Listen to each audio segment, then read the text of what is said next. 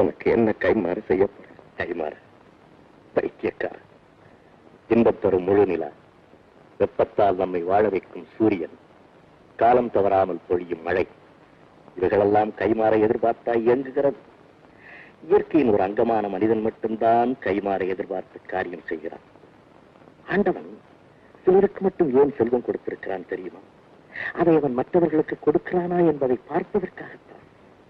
சேகர், வாழ்க்கையில் பிறரிடம் வாங்குவோன் மட்டும் இன்பம் அடைகிறான் என்று நினைக்காதே. கொடுப்பவன் தான் அவனை விட இன்பம் அடைகிறான். அந்த இன்பம் தான் அவன் பெரும் கைமாறு தியாகம். இதை நான் எப்போ மறக்கவே மாட்டேன்.